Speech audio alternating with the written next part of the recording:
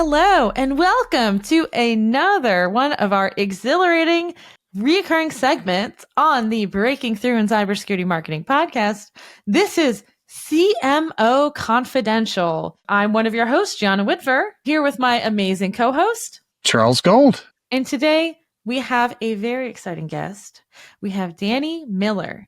He is CMO, you heard it, Chief Marketing Officer, as you've come to know and expect on this segment, of CyberInt. Hi, Danny. Thank you so much for being on the show today. Hi, Gianna. Hi, Charles. Great to be here. Super glad you're here. Can you just tell us a little bit about CyberInt to start us off? Well, CyberInt really empowers organizations to proactively reduce their risk and maintain their business continuity. We're doing this by efficiently detecting, managing, and mitigating external cyber threats. And we do this by using one single holistic platform. Now, what's unique about CyberInt is that we call ourselves the impactful intelligence company, which means that there's plenty of intelligence in the world, a lot of data pieces floating around. But at the end of the day, if you cannot take those and really use them efficiently in order to change the trajectory of the company and improve your risk posture, what do we care about them, right? So as a result, we're focusing on being impactful. And impactful is not just a slogan. It, funny enough, became part of the jargon in the company. And people say, hey guys, was this meeting now impactful to you? Was this demo was impactful? So it became like a joke, but it's one of those rare occasions where messaging and marketing fluff became part of the company identity. And we pride ourselves by being impactful.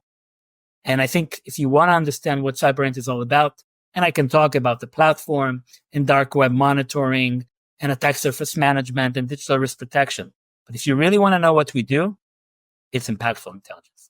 Very cool. How big is your team, Danny? How big is the company? And then how big is your marketing team? So the company is 160 strong and growing. My team includes now about 10 people. Include both the demand gen, events, field marketing, product marketing, and the BDR organization, which has recently moved under marketing. And where is your team based? Team is global. Have people both in Israel, mainly in Europe, and we are recruiting now more BDRs in the US. So we're all over the place. Got it. And then how long have you been with the company? I've been with the company for nearly 2 years now.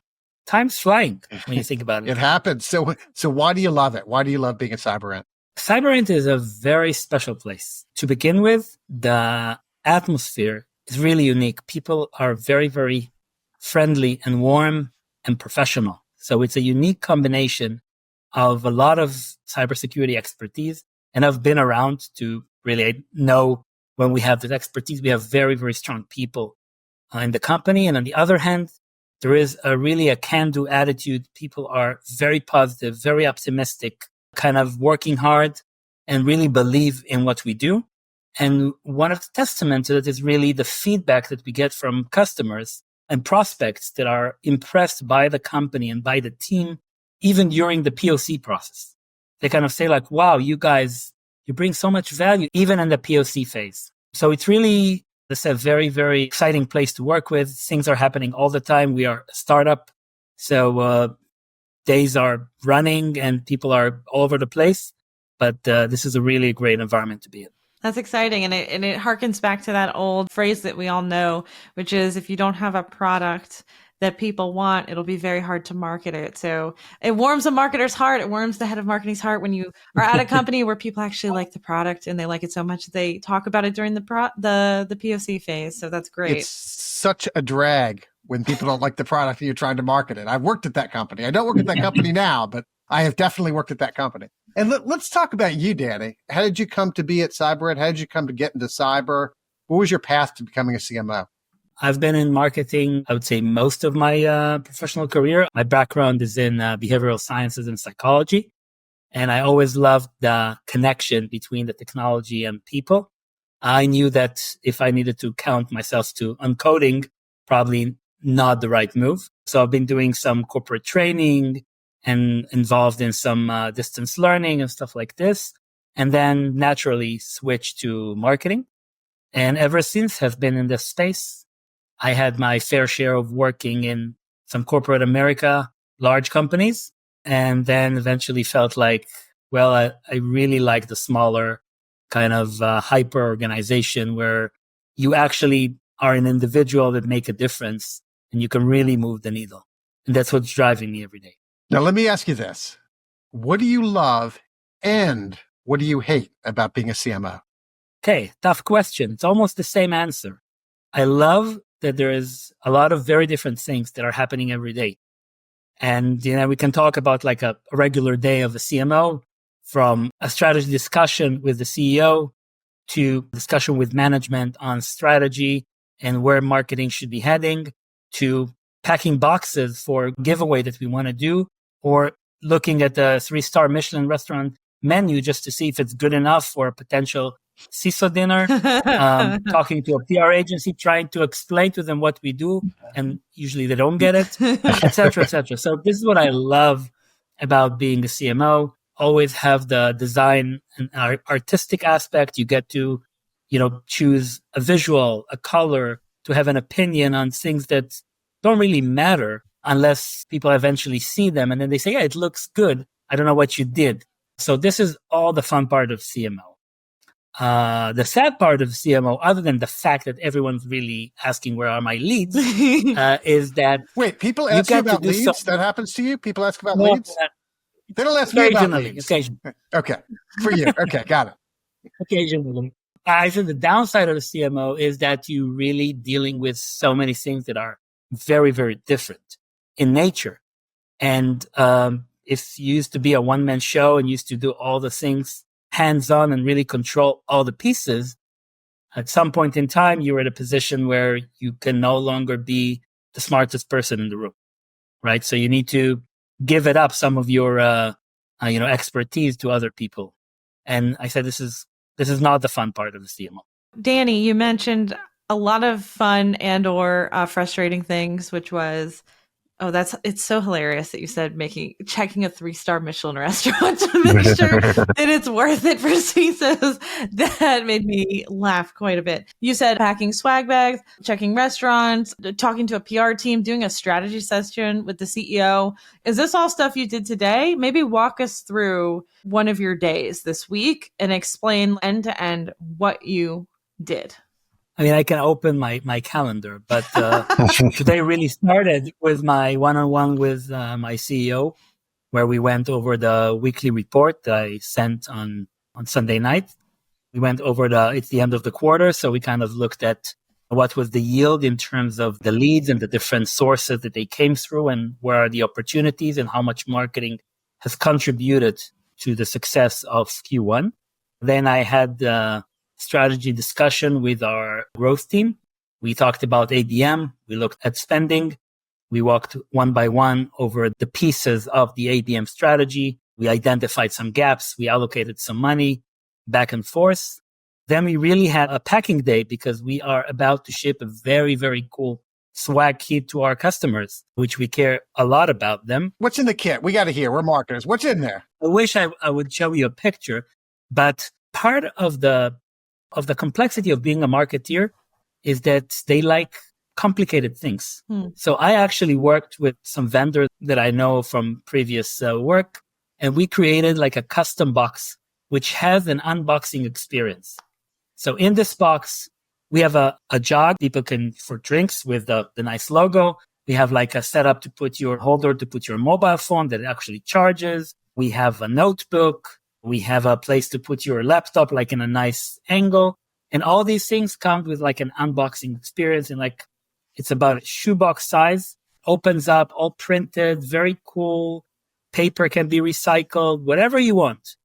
But it turned out that building those boxes has like 20 pieces.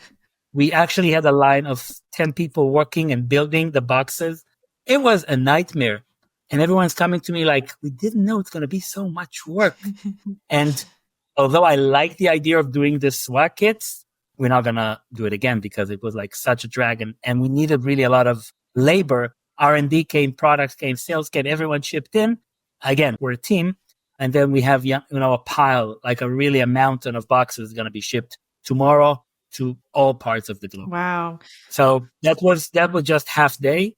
And then following by that, I had a demand gen session with our US team, and then an event strategy. And are we ready for RSA?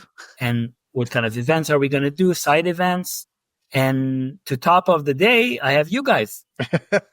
We're the cherry. Right. We're the cherry and on it's top. already 9:30 p.m. Right? Yeah. Well, we appreciate you meeting with us at 9:30 p.m. your time, and hopefully we're a nice slice of dessert to the end of the day. It's not a yes, you are. All right, Danny. You can bring some energy at 9:30 p.m. I can't do that anymore. That's like a pretty wide variety of stuff that you did today. So, like, how do you cope with that variety? Because it was strategic, it was tactical, it was manual labor, it was intellectual labor. Like, how do you do that? I think that's part of the magic that CMOs have to deal with. If I only going to do strategy work, I'm going to miss touching the actual work. If I'm just going to do packing boxes all day, I would think I didn't sign up for this. Like, I'm looking for something strategic, intellectual. So having that mixture is the beauty of this role. Today, what was your favorite? And I know it might change on a day to day, but today, what was your favorite thing that you did besides talking to us? I actually started the morning walking with my dog. I usually do it around 6:30 a.m. This is my time to kind of think cleanly. It's the best thing in my day too, is walking with a dog. Sometimes it's a podcast. Sometimes it's just music. Sometimes it's nothing. So Danny, that's like we were just saying, it's a wide variety of things to do. And as the CMO of a smaller company, right? That's sort of the role. You do everything. Myself, I was not a CMO, but VP of marketing at a very small cybersecurity startup, and it was doing everything. It was doing demand gen, product marketing. It was doing marketing ops. It was managing teams, managing agencies, managing employees, managing the CEO, managing the rest of the execs. It was picking restaurants and picking swag, picking colors. It's so much to do, honestly. And it's amazing that any of us lasted this long and haven't quit our jobs to go just stuff boxes somewhere, which sounds kind of nice to me. Yeah. So Danny, with all of this, like, everything floating around, right? Eventually you grow. If you're successful at a company, your company grows, your team grows, and you start to lose the personal touch on everything because at a certain point, you can't do everything. And I think there is a question there of how to do that well, of how to make sure that you're touching the right things as the CMO and not touching the things that really can be outsourced, but also not losing your touch and not becoming so high up that you are in an ivory tower and no longer have not any clue, but no longer can be effective in making decisions when your team comes to you. It's just an interesting question. How are you sort of managing this, especially as CyberInt grows? It's an important question because at the end of the day, the growth of the company is also a personal growth within the role. There are things that still do myself, but I get this often from the CEO. If you're going to do it yourself, you're going to fail. I need you to do other things. It's really the time when you still try to keep some things that are near and dear to you and get involved. And other things you just have to let go. You have to trust your team. You have to hire people that are capable, that you're comfortable giving them that space to actually succeed and fail and make mistakes. But eventually they are part of the team. And if you work as a team and everyone are aligned, you can't do everything. And this is the hardest part of letting go and just managing a larger organization. Are we control freaks here? Maybe a little bit. Yeah, I dare say we are. At least I am, but I know that for me, there are some things when I have a clear picture in my head. I want that visual to display something. I want this website to look exactly like this. And then you start putting words into actions. And then you go to one vendor who does the graphics, another vendor who does the programming, and another person who do the writing. And when you look at the end result, it's not what you had in your head. This translation from a vision to actually executing it is, I think, where you need to learn how to manage. So it will get as closer to what you had in mind, but still be able to let other people make some decisions and move on, because otherwise nothing's going to get done. All right, Danny, you got to give me some coaching. We're gonna turn this around. You got to give me some coaching here. So sometimes I struggle when something is done, but it's not done exactly how I would have done it. But it's okay, but it's not like how I would have done it. How do you deal with that situation? You mean dodging the bullet? Exactly. If it's very visible, like on the front homepage or on a one pager that is going to be now printed, thousands of copies in all the next events in the next year, I would probably going to say, let's redo, or let's rethink, or let's strategize, or let's give someone else a chance to give an opinion. But some things you just say, go with it, because, the landing page, yes, maybe the font can be bigger. So what? I got to listen to Dan and Gianna. I got to listen. I know exactly what you're talking about too, Charles. I'm like, but. Okay.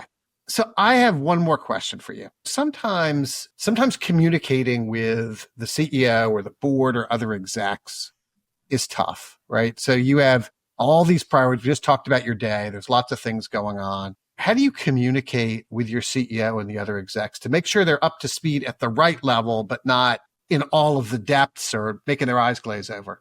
The management team is very important. The peers' power is very important because they see things clearly, but from a different angle. But on the other hand, they're also very busy in their world, whether it's the product, the R&D, our threat intelligence organizations, support, etc., etc. So what I try to do, and what we try to do as a team, we try to send reports to management, to each other, sometimes on a weekly basis, sometimes on a monthly basis, to really give a feel of what are the main parameters, what have been the main activities, what are the main projects, issues, and these are the things that later on we discuss in the management team. Also, we have a set of our company OKRs that we've set at the beginning of the year as part of management offsite. And we actually track this religiously every month, and we follow the numbers, and we look at where we should have improved and where we're meeting the goals and where we're falling behind, and then coming with mitigation plans.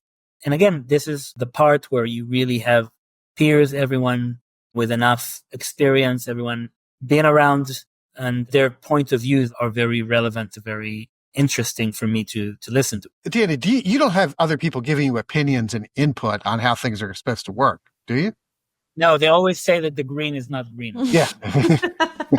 What's funny is, in a not far off universe, in a parallel universe, there is a CEO podcast happening right now where 3 CEOs are interviewing each other saying, and how do you let go? How do you let the CMO run marketing without butting in so much? And how do you learn to let go and empower? So I'm watching. I want to listen to that. I want to listen to that podcast.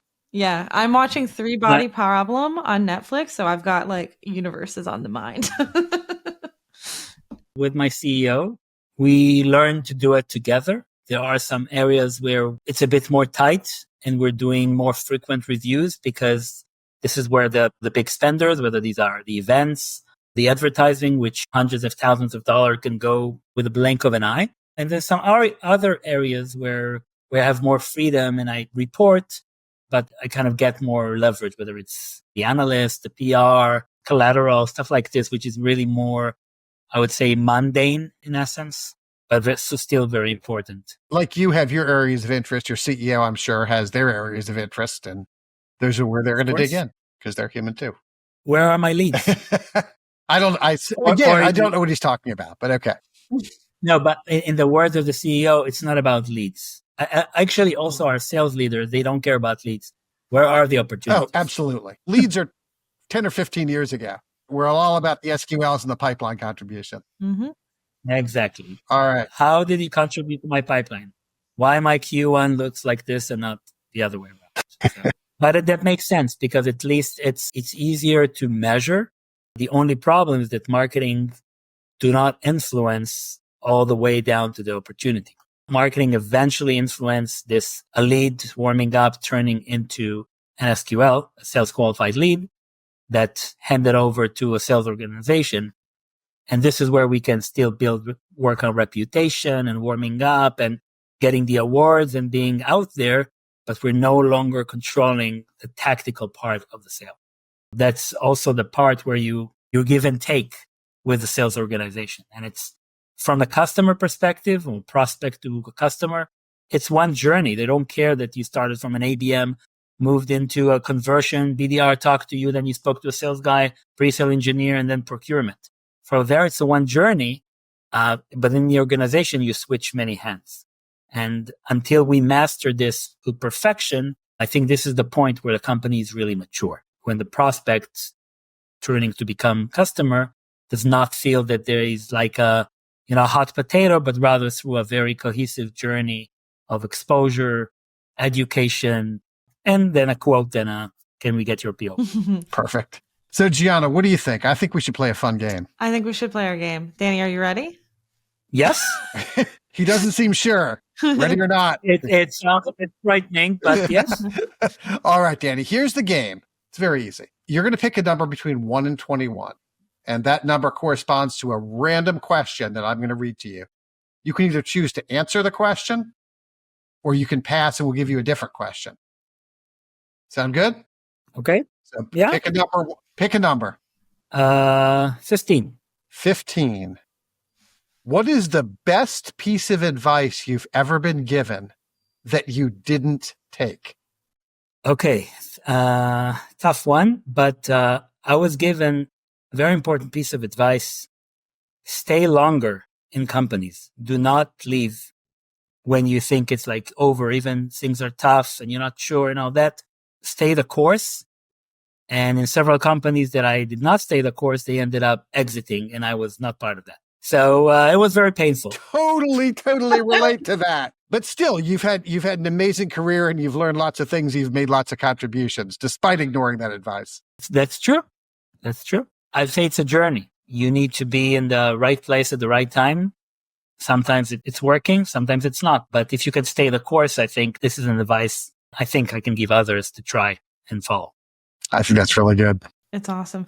Danny, thank you so much for being on the show today. Thank you for being our third guinea pig on the show. Where can people find you if they want to get the Danny Miller experience? Either on the beach early in the morning or at CyberInt.com website. You can find us and some cool tools. We can show you some things about the dark web, ransomware, and a lot of other threat actors that we can show you around. And you can reach me, dmiller@cyberint.com. Awesome. Danny, thank you so much. I really enjoyed this conversation. For sure.